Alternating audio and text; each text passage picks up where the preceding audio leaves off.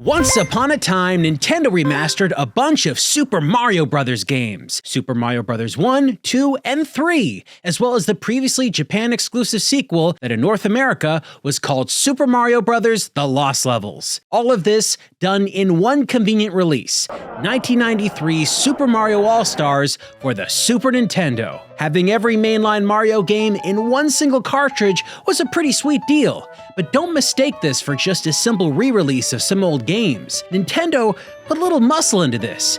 Check out these graphics compared to the originals. These are not simple ports, but recreations of the original games into a new, more modern style for the time, utilizing the powers and abilities of the Super Nintendo.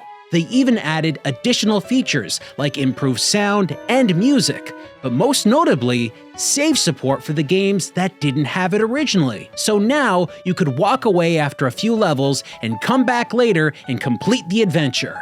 Sure, these are not the longest games in the world, but it's a nice touch. This isn't even the only release of this title. Nintendo dove back into it and released a version of this game bundled with a new game added, Super Mario World. And they didn't just drag and drop the original game that launched with the console.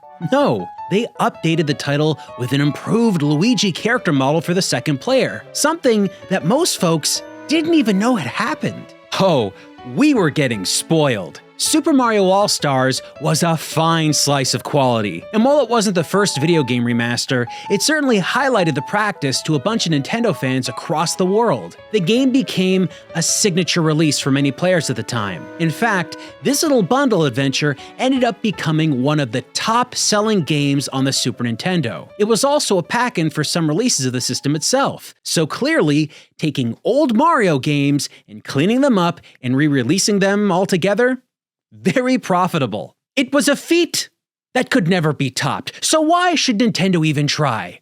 Oh, I'm sorry I misspoke. What I meant to say was it was a feat that was never topped because Nintendo didn't even try. They avoided even touching the general idea for the next two home console platforms. Nintendo loves avoiding money sometimes. It's like they're allergic to it.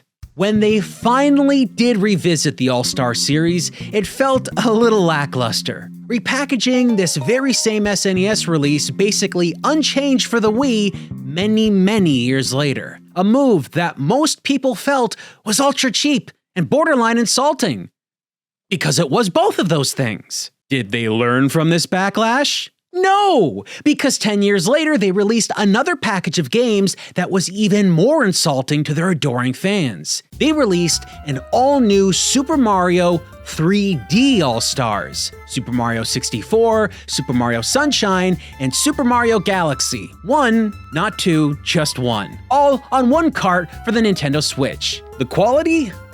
Uneven at best. Super Mario 64 is basically a straight port with very minor work put into upgrading the game visuals. Super Mario Galaxy is also a straight port with some adjustments made for the whole lack of the Wii Remote this time around. And then there's Super Mario Sunshine. This game actually got an upgrade to widescreen from its original 4x3. It's a very nice addition that helps make the game feel more modern. Unfortunately, they also did a poor job of upscaling the video cutscenes in the game. Everything ends up looking really muddy. A lot of folks really complained about these cutscenes. Some might even call it lazy. Now, I personally wouldn't go that far. Re-releasing these games for modern gamers to play, that's nice no matter how you look at it. What I personally despised, however, was making it a limited freaking release which inflated the price of the game in the used market and locked out players all over from ever being able to play it. That's a real jackass move, one I don't quite understand personally. Around that release, there has been what you could call a remaster renaissance at Nintendo. Just before 3D All-Stars, we got a remake of Legend of Zelda: Link's Awakening, with an almost claymation aesthetic. Personally, I really like this entry. There has also been Metroid Prime Remastered, as well as new versions of Super Mario RPG, Mario vs. Donkey Kong, and the upcoming Paper Mario: The Thousand-Year Door. Nintendo has been very busy. But still, Nintendo hasn't really made a new All-Stars since they first released All-Stars, and when they did dare invoke the legendary title's name, ever since the first time, they gave us less than satisfactory software. I, and many others, want something better. I'm talking a true bundle of remastered classic titles in the same vein as the original All-Stars on the SNES. Unfortunately, that simply hasn't happened. Not even close. And I don't care how many people say they like 3D All-Stars, it's just not the same thing. Now, maybe Nintendo hasn't done it because it would be very expensive to remaster a bunch of other games. Maybe they don't have the time. Maybe they don't even care. Who knows? But let me tell you, the fans out there, oh, they got tired of waiting because some of Nintendo's most classic games have gotten overhauls by passionate Mario enthusiasts. And when I saw what independent groups could do with these properties, well, it was eye-opening. And Nintendo, they better start paying attention because things are starting to pop off. If you'll allow me, let me show you 6 games specifically that will demonstrate exactly what I'm talking about. This is Super Mario Land. It was released for the Game Boy just at the tail end of the 80s.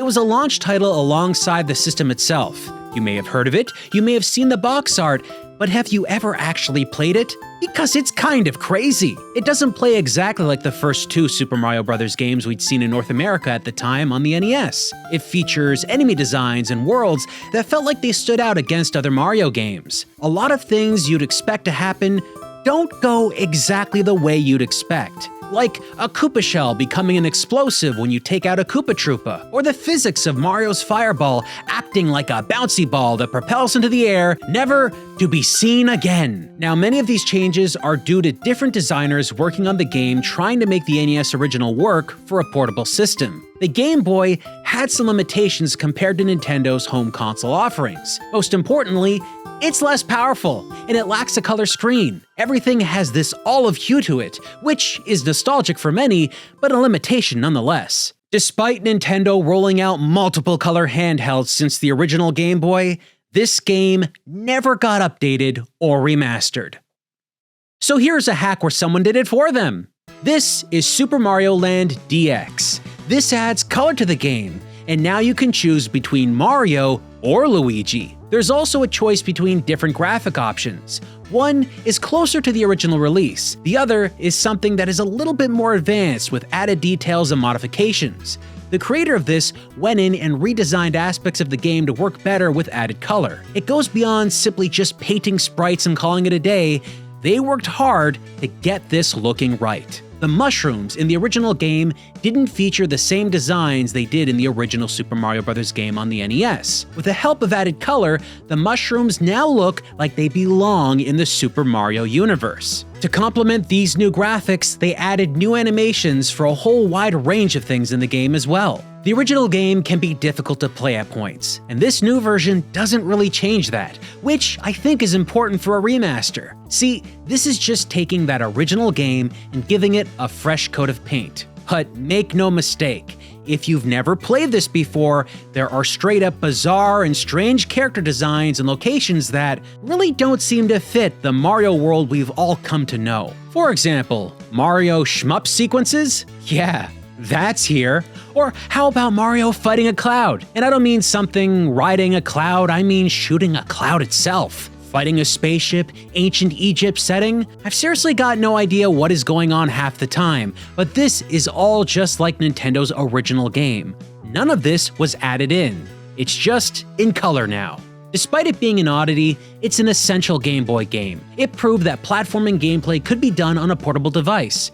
And that's basically why I think this thing should be remembered. It's a legacy title that helped spawn a revolution in the way game designers thought about portable games. If you've never played the original game, I'd still say it's worth looking at. This modified version, however, has now become my favorite way to play Super Mario Land.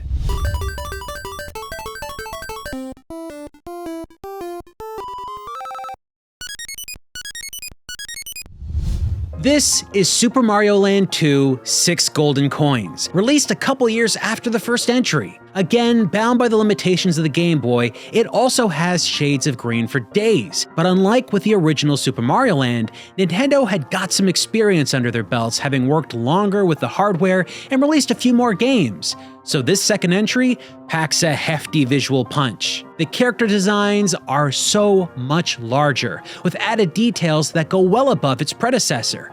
But still, just like the original, much of what you'll find in this game doesn't quite look like anything from the big home console releases. This came out just after Super Mario Bros. 3, so much of the game's aesthetic is clearly inspired by it, while retaining some elements of the first Super Mario Land as well. Lucky for us, Nintendo released this game with their Nintendo Online subscription for Switch, so it's relatively easy to play on modern hardware. But just like the original, it was never remastered into color by Nintendo. So the community stepped in once again. This here is Super Mario Land 2 DX. Much like the first DX game we just took a look at, this one includes color and a bunch of additional features and visual enhancements, including coloring Mario a different color to represent some power-ups, something the original release demonstrated by putting what looks like a feather in Mario's cap whenever he actually got a flower power-up. The color details add so much to the game. They've created changes that just plain make sense.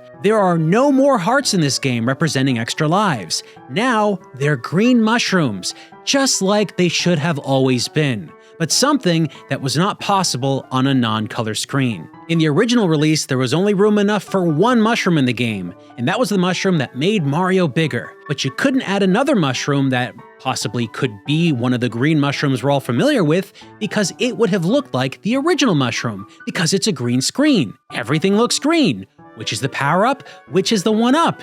You'll never know. Unfortunately for Japanese players that were familiar with Super Mario Bros. 2 Original, which is called Lost Levels, that game introduced poison mushrooms.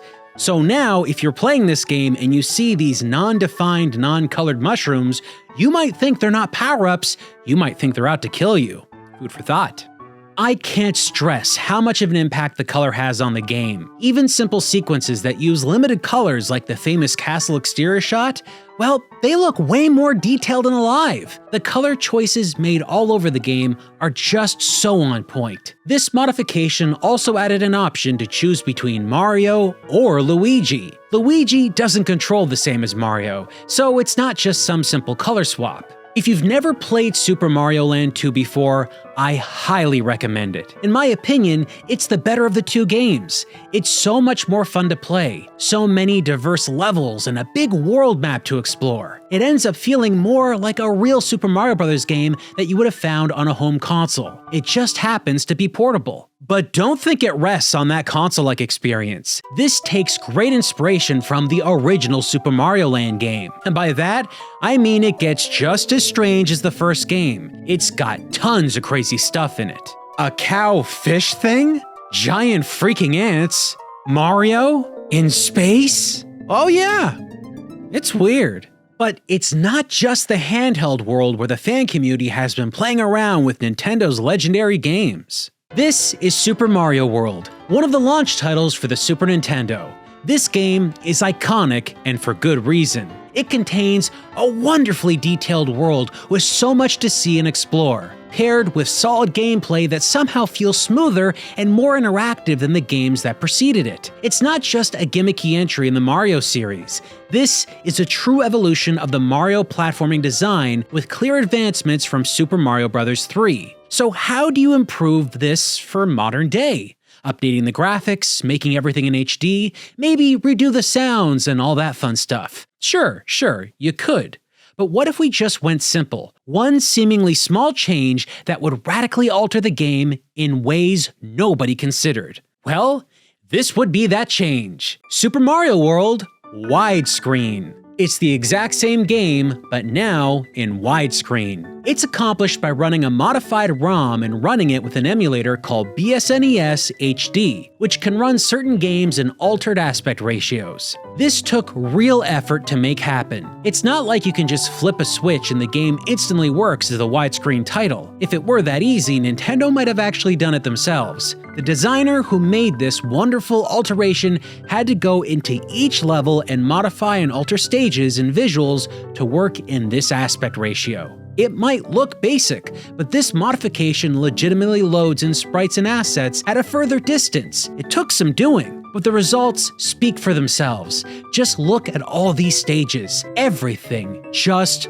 works. So why is this so great? Well, it's not just that it fills up a modern widescreen TV, though that is a nice touch. But now if you're playing the game, it complements faster traversal due to the ability to see further out in front of Mario. No more second-guess jumps into the wild. You can ready yourself sooner and line up exactly where you want to go with greater ease. It's almost kinda like the game was meant to be in widescreen. I'd argue this makes the game far more accessible and even more easier to play, especially in stages that slowly force the screen forward at a set pace. If you've had trouble playing this game in the past, this might be the answer you're looking for. Now, unlike the prior two handheld games I talked about, this one essentially feels, plays, and looks one-to-one with the original release. It's just wider. There are some minor visual changes to make the game look better in this format, but what's so remarkable about this is that if this was placed in front of me without context right now, today, I would have thought that Nintendo had done this themselves. But we're not done with that BSNES HD emulator. I took Super Mario Kart for the SNES and ran it on the BSNES HD emulator to get it to go into widescreen. This emulator also has the ability to increase the rendering resolution of Mode 7 graphics.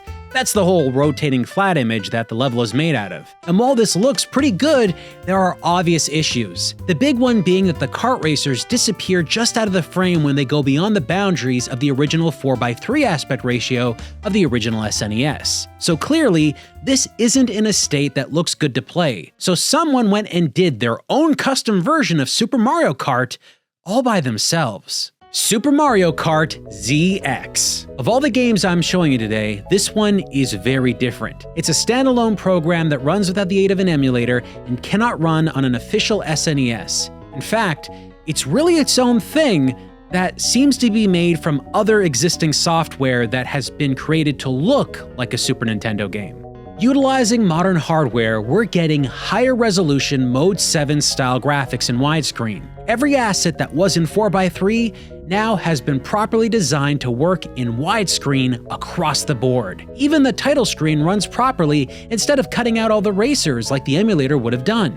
But that widescreen stuff that the BSNES HD didn't get quite right, well, it's done way better here. Now you can see the levels and stages far clearer, making turns and paths more visible. No poppin'. Everything is rendered and placed exactly where they need to be. A benefit of this high resolution, the stages themselves manage to keep their clarity the further out you look. The same also happens for all the racers in the distance, making your competition easier to see during a heated race. What Super Mario Kart and Mode 7 accomplished on the SNES was kinda warping and resizing a 2D image in real time. Then that image was used in a way where you lost the details due to the low resolution screens they used back then. All this detail in the ground texture we're seeing right now thanks to this version of the game, well, it was always there. You just didn't get to see it, but now you can. It's a pretty smart use of modern hardware. Now, if all it did was that fun, high-resolution widescreen stuff, I'd call it a day. But the developer loaded the game with extras beyond what you'd find in the original game. Additional features like 4-screen multiplayer? Yeah, that's here now. They've added levels, they've added items, and in general, it feels like an upgrade against the original Super Mario Kart. My criticism for this? It doesn't feel like the original game most times. You've got a blue shell in this game now, something that radically changes the way the game is played compared to its stock release. I have a feeling some players may not like that. Also, some of the physics of items and things just feel a little off. I couldn't find an options menu to turn this stuff off or reset the game to basic rules while retaining the visual enhancements. Unlike every other game I've shown you up until this point, this game is very much not the same. It's a whole new ride. Why I'm even bringing this up is that I think this release demonstrates that Super Mario Kart for the SNES could work as a widescreen game with enhanced resolution options, giving it a facelift that doesn't require every single asset being redrawn. Much like Super Mario World widescreen, this could easily become a much more fun way to play the original game while retaining its feel, if handled correctly. Now, while we're on the topic of kart racing games, why hasn't Mario Kart 64 gotten an upgrade? A lot of folks tend to believe that Mario Kart 64 would benefit from enhanced resolutions, since it's a real 3D game on a real 3D platform. But it's a bit more complicated than that. While many 3D games can be modified or improved by running the game at a higher resolution or cleaning up the textures, which you can totally do with the levels and stages in Mario Kart 64, that is kind of it. When Nintendo originally made Mario Kart 64, they utilized a method that was likely done to keep the game running faster. They made the levels in 3D, but the kart racers and many of the in-game assets, well, they were 3D models converted into 2D flat images. Nintendo designed all of this stuff with real 3D models, but basically took pictures of every individual instance and combined them together in a complicated set of animations and positions. On lower resolution screens, especially at the time, many players probably didn't notice this. I know I didn't, but make no mistake, every single kart racer and multiple objects in the game world are 2D sprites. No matter how high you up the resolution, the kart racers and many other aspects of this game will not look good. In fact, it might even look worse, since they'll now be super low quality pixel characters floating around a high resolution 3D racetrack. So for a long time, people just felt there was no way to upgrade the kart racers in this game. Unless, I don't know, you recreated every individual 2D image by building the 3D models from scratch and taking pictures of every single frame of animation throughout the entire game on multiple character models and rebuilt the whole thing from scratch. Well, yeah, someone did that. This is Mario Kart 64 HD. What you're seeing here is a seemingly impossible task made by real fans. I spent a lot of time in this, and everything I've seen was overhauled, and I mean everything. Textures on 3D elements and 2D sprites alike got a major workover. The clarity and details in the menus alone is something I wasn't even prepared to see. When I started my first race, I found myself surrounded in visual details that were kinda left to my imagination when I first played the original game. Unfortunately, I'm running this through an emulator because a real Nintendo 64 is incapable of all this. But aside from the visuals, this is the exact same game. The texture and model work is all loaded on top of a copy of the real game files. You won't be seeing new levels or items here, so the same gameplay you've come to expect is unchanged. It's 1-to-1. This HD image upgrade looks so good you might be thinking someone should redraw the racers for the original Super Mario Kart on SNES. And to that, I'd say, you probably won't get the visual overhaul you're hoping for. Super Mario Kart was designed with 16-bit graphics in mind, and the racers were drawn to take full advantage of that hardware. They're as clean as they were the day they were drawn digitally for the game. There are no hidden details to unearth in these sprites. Big or small, they will look the same. Mario Kart 64, however, had much greater detail in its original work. More detail than the Nintendo 64 could present. All that visual splendor completely lost in the transition to 2D. So rebuilding them like this to capture what was lost? Well, that's what makes this so worthwhile. When Nintendo made Super Mario 3D All-Stars, they included Super Mario 64 in that collection. When this was announced, I think fans were hoping for some modern love to be given to this iconic title. But when it got in gamers' hands, it went over pretty roughly. Some changes were made to the game, but many felt it wasn't updated the way they wanted it to be. Because I think what they wanted was something like this. Super Mario 64 Render 96. A team of fans with some connections to that Mario Kart 64 HD thing I just showed off, well, they reverse engineered Super Mario 64. What you're seeing here is not done with emulation. It shares more in common with that Super Mario Kart ZX game, but it's so much more. You've got proper widescreen, you've got better frame rates, you've got higher resolutions. You've also got greater draw distances, so now you can see really far out there. What Render 96 does on top of that, though, is something remarkably special. There used to be these images, advertisements and things that showed off Super Mario 64. They were done on powerful rendering stations that utilized libraries of textures and image assets. The game itself was made with many of these things as well, but due to the size and constraints of the cartridge that they used for the Nintendo 64, they had to reduce the quality of everything. But today, we don't have those same Nintendo 64 restraints. So you can find those libraries, rebuild some of those models as close as possible, and put it all together to look like this. Comparing any official release of Super Mario 64 to Render 96? Well, it's a night and day difference. There is a lot at play here that I can't even begin to get into with this video. The team who made this possible had to likely do a lot of guesswork to figure out what fits where and how things would have even looked without the restrictions from back in the late 90s. I imagine it became more of a question of where do you stop and how far do you go adding details into the world? Even though this isn't finished yet, I think that what this group has demonstrated so far has done a great job of adding to the world without robbing what the game originally looked like. But it is very different. Here is a great example of that. The trees. In the original game, all the trees you'd find in the world are 2D flat images. Mario can grab onto them and climb them, but it always looked a little strange. A 3D character model interacting with a 2D asset can get visually funky. Watch what happens when I move the camera around the trees with Mario in it. Kinda looks strange, right? Mario has the ability to freely rotate while the trees remain static at all times. What Render 96 has done is create fully 3D trees that look very close to the original 2D visual aesthetic. In 2D, Mario never seems to get lost in the leaves near the top of the tree. In Render 96, Mario can get lost in all that dense green stuff. Sure, this might seem like a minor detail for many people, but this is the kind of stuff I love.